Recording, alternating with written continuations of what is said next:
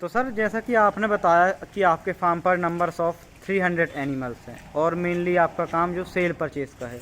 तो जैसा कि आपने जो शुरुआत से किया, तो आपको दोनों कामों में एज कंपेयर करें तो बेटर क्या लगता है, या दोनों ही एक से लगते हैं, या उसके बारे में थोड़ा सा बताइए। देखो, हम क्योंकि दोनों काम ही मिलकर कर रहे हैं, बिल्कुल सर। तो हमें किसी काम में कोई दिक्कत नहीं होती। बिल्कुल बिल्कुल हमारा सर। रूटीन बना हुआ है, यस इस सर। काम में भी उतना दिन लगता है, उस काम में भी उतना दिन लगता है। बिल्कुल सर। कोई ऐसी बात नहीं, जो आदमी करने वाला है काम, जिस काम को करेगा वो लगन से ही करेगा। बिल्कुल अगर सर। लगन होगी तो करेगा, नहीं तो कोई बिल्कुल भी काम किसी को सौंप दो आप, कोई कर ही नहीं पाएगा। बिल्कुल सर। जिसकी जिस काम में लगन होगी वही करेगा। बिल्कुल सर।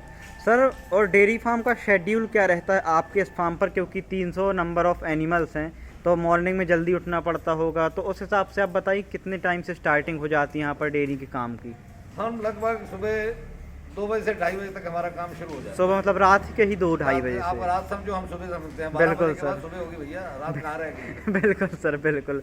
मतलब 2:30 बजे काम शुरू हो जाता है। Yes sir. 5 बजे तक धुलाई होती है। बिल्कुल। उसके बाद चाय वगैरह पीते हैं, 1 घंटा 2 घंटे रेस्ट करते हैं 7 बजे तक। जी सर। 7 बजे उठ के भैंसों को नहलाना धुलाना, राशन डालना शुरू हो जाता है, और लगभग 8 साढ़े 8 पौने 9 बजे तक काम खत्म हो जाता है। अच्छा जी। 9 बजे से लेकर 1 बजे तक रेस्ट करते हैं, उसके बाद 1 बजे काम शुरू होता है। उसके बाद फिर दोपहर में 1 बजे से काम स्टार्ट हो जाता है, एज इट इज़ जैसा ऐसे चलता है। नहाना धोना, भैंसों को धुलाई करनी, दूध निकालना, सब कुछ। बिल्कुल। और शाम को 6 बजे फ्री हो जाते हैं, उसके बाद अपना आराम करें, बिल्कुल खाएं, सर। जहाँ मर्जी जाएं। हमें फिर 2:30 बजे ही सुबह उनको उठाना। बिल्कुल सर। सर डेयरी फार्म का कार्य कैसा है आपके हिसाब से? आप अपना अनुभव साझा कीजिए कि कितनी इसमें खुशी मिलती है, किस तरह का इसमें स्ट्रेस आता है, और जब कोई फेस्टिवल आता है उसमें लेबर की शॉर्टेज रहती है, उसमें क्या समस्याएं आपको रहती हैं, उसके बारे में थोड़ा सा बताइए। देखो, ऐसा है, बिल्कुल काम सर। बहुत बढ़िया है। बिल्कुल करने सर। वाला इंसान चाहिए, जिसका इंटरेस्ट होगा वो बेनिफिट उठाएगा। जिसका इंटरेस्ट नहीं होगा, लेबर के ऊपर आप सारा काम छोड़ दोगे, आप किसी भी रूप में कामयाब नहीं हो सकते। बिल्कुल बाकी ये सर। लेबर की समस्या चलती रहती है, बिल्कुल पर अब सर। इतनी ज़्यादा दुविधा नहीं आती कि यहाँ के लोग जो हैं, ऐसे लोग गांव देहात के मिल जाते हैं, वो बिल्कुल दुहाई सर। करके चले जाते हैं, थोड़ा पैसा ज़्यादा लग जाता है। बिल्कुल सर। वो साल के अंदर 2-4 त्योहारों के ऊपर ऐसा होता है, बिल्कुल। अदरवाइज कोई दिक्कत नहीं है। बिल्कुल सर। सर तो जो नंबर ऑफ़ 300 एनिमल्स हैं, इनका जो डेटा रहता है या इनकी जो जानकारी, क्योंकि मुझे भी नहीं समझ में आती, 10-20 भैंस हों तो शायद लोग समझें, आप इनको कैसे मैनेज करते हैं, इनकी जानकारी, इनका प्रॉपर कब पे आई हैं, या इनका पूरा डेटा, उसके देखो, बारे में ऐसा थोड़ा सा है, आप हर बताइए। जानवर के कान के अंदर टैग लगा हुआ है। टैगिंग सिस्टम मौजूद है? 1 नंबर से लेकर 300 नंबर तक के टैग लगे हैं। बिल्कुल और उनका सर। नाम भी लिखा गया है। नाम भी मतलब किस टाइप से नाम, थोड़ा सा वो भी हल्का डिफाइन XYZ, कीजिए। किसी का यस नाम सर। रोशनी है, किसी का नाम बबीता है, किसी का नाम हेमा मालिनी है, तो इस अच्छा टाइप सर। से नाम रखे हुए अच्छा सर। हैं, ताकि पहचान के लिए। बिल्कुल सर। हमारे को तो पहचान है, कई बार लेबर को पहचान नहीं हो पाती, बिल्कुल तो इसलिए सर। नाम या नाम नंबर से वो हमारे को बता देते हैं कि ये भैंस उठी है।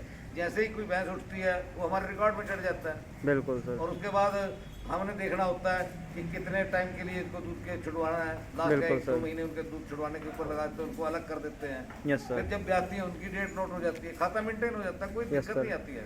सर एक क्वेश्चन रहता है कि जो आपने कहा रिपीट का, एक समस्या आती है डेयरी में कि बहुत से पशु एक बार तो बच्चा दिए, उसके बाद कभी बच्चा ही नहीं दे पाते, रिपीट हो जाते हैं एज इट इज़, उनकी जो साइकिल ख़राब ही होती जाती है, तो उसके बारे में थोड़ा सा आप 2 शब्द बताएं, वो क्या कारण से हो जाती है, वो गलती या देखो, सबसे किस बड़ी वजह से? तो ये कमी आती है, जो आप ये डेयरी वाले ना मोस्टली यस सर। काम को जल्दी करने के लिए फंसाने वाले जो टीके लगाते हैं, यस सर।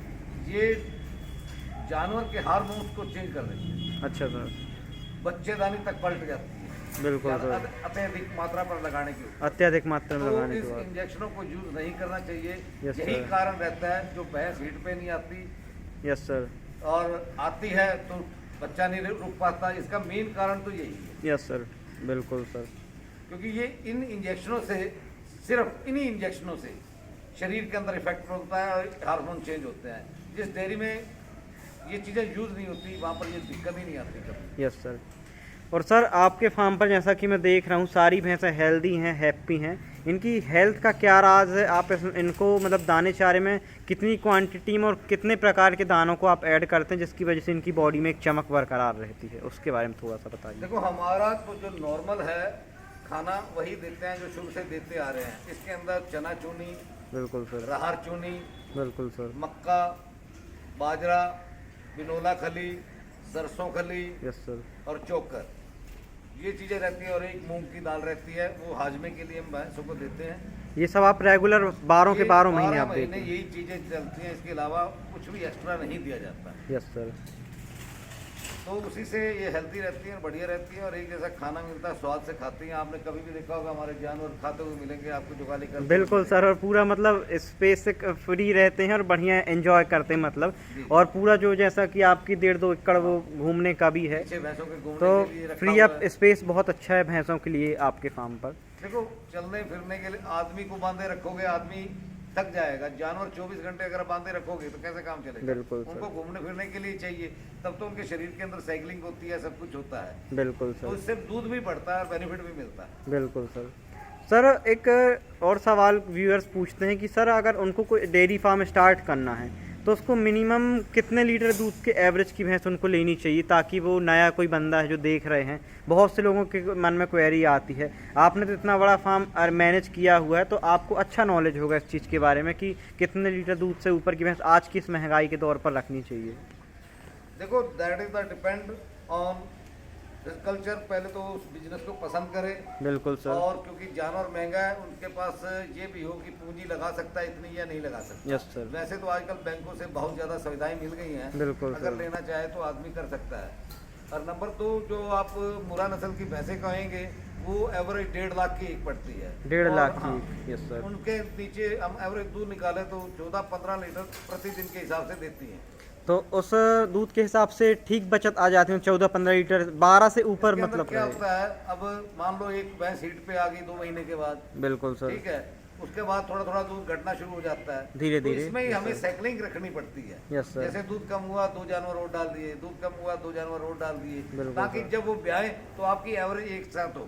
यस इस सर। बिजनेस के अंदर एक मोटी चीज कही जाती है, यस जो सर। बहुत कम लोग जानते हैं। क्या चीज़ सर? अगर जानवर अकॉर्डिंग टू 5%, मतलब कि आपके 5 लीटर की एवरेज है दूध की, यस सर। तो आप बराबर में जा रहे हो। बिल्कुल ना सर। कमाई हो रही है ना बेनिफिट हो रहा है, Yes, जो sir. महंगाई है उसके यस कारण। सर। 6 पर जा रहे हो तो आप बड़ा एवरेज अच्छी है, आप कमा रहे हो। Yes, sir. 7 पर जा रहे हो आप और अच्छा कमा रहे हो। अच्छा और जी। 8 की एवरेज हो जाए तो बल्ले बल्ले है डेयरी में। बिल्कुल सर।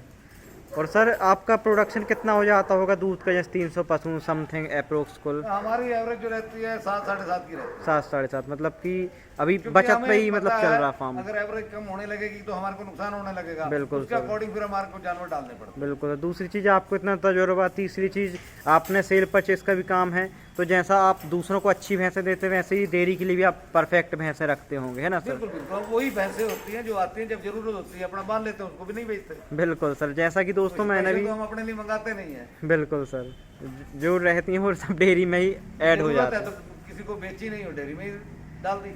बिल्कुल सर। और सर तीसरा सवाल मेरा एक ही रहेगा कि जो हरे चारे की जो मात्रा है, क्या पशु को रेगुलरिटी हरे चारे की रहनी चाहिए या नहीं रहनी चाहिए? बहुत से लोगों के ये कमेंट रहते हैं।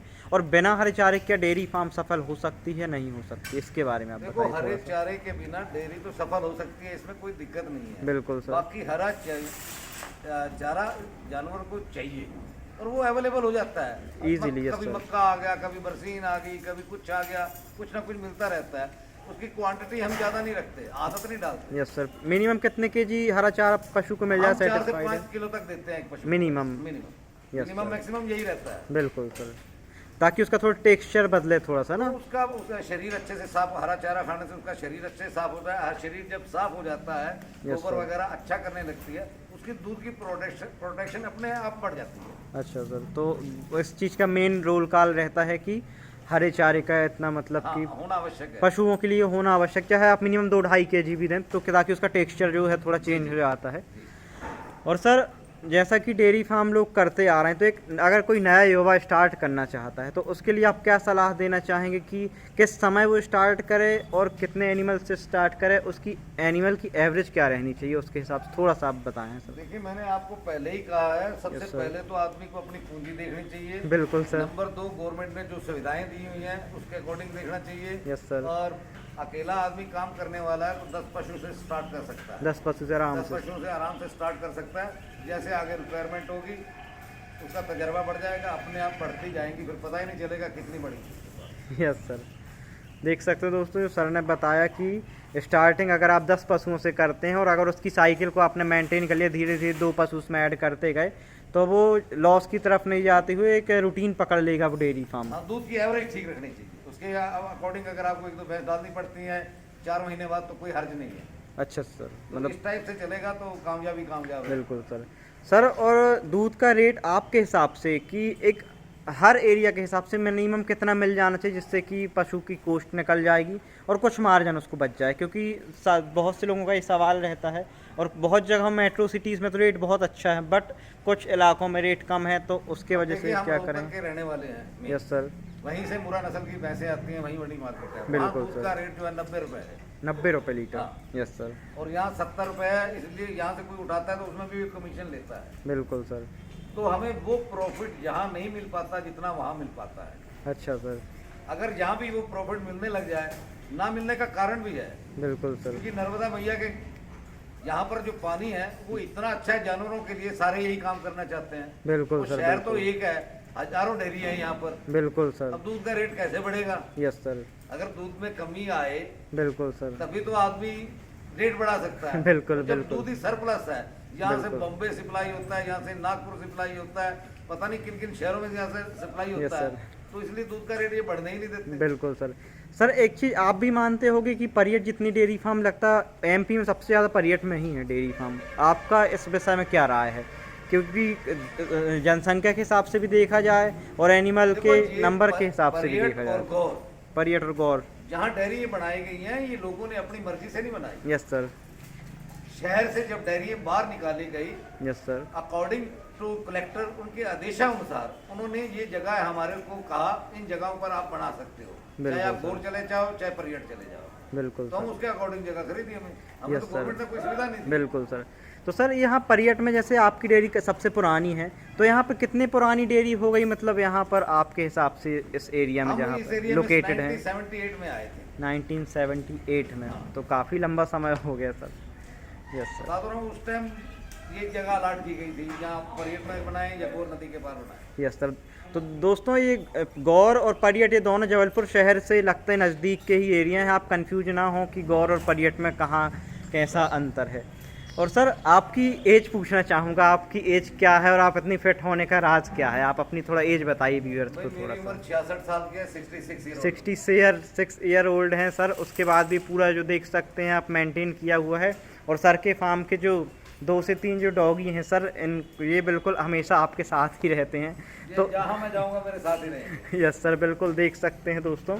और सर अंत में एक सवाल पूछूंगा कि जैसा कि महंगाई बढ़ रही, तो उससे आप लोग को क्या कुछ समस्याएं होती हैं, उसके बारे में 2 शब्द बोलिए। महंगाई के बारे में क्या चुनौतीपूर्ण होता है या नहीं महंगाई होता? जैसे जैसे बढ़ेगी, किसी चीज की महंगाई, घर के अंदर देख लो आप, घर की जरूरत की चीजें अवश्य खरीदने जाएंगे बिल्कुल सर। और थोड़ी सी महंगाई होगी तो आपको पता चल जाएगा। और बिल्कुल यही सर। एक जैसे कि व्यापार में भी है, बिल्कुल सर। अगर जानवर महंगे हो रहे हैं, राशन महंगा हो रहा है, भैया कमाई के ऊपर फर्क पड़ेगा, कमाई तो कम होनी शुरू हो जाएगी। बिल्कुल सर। बिल्कुल। बस यही जो परिवार के ऊपर बीतता है वही डेयरियों के अंदर बीतता है, सब वही चीज़। बिल्कुल सर, मगर मेहनत और लगन से की जाए तो बढ़िया हाँ, व्यवसाय है। देखो लगन से कुछ भी किया जाए, बिल्कुल परमात्मा भी उसको शक्ति देता है, विल पावर देता है, बिल्कुल करने की सर। कैपेसिटी देता है। बिल्कुल तो सर। परमात्मा के अधीन होकर अपनी मेहनत लगन से काम करें, हमेशा कामयाब होंगे, इसमें तो राय नहीं है। बिल्कुल सर। तो देख सकते हैं दोस्तों, जो सर ने इतनी अच्छी जानकारी दी उसके लिए बहुत बहुत शुक्रिया करते हैं सर, जो आपने अपना कीमती समय हमें दिया। हम भगवान का शुक्रिया अदा करते हैं और हमारे को सेवा का मौका मिला। बिल्कुल sir, thank you sir. Okay, bye. Bye sir.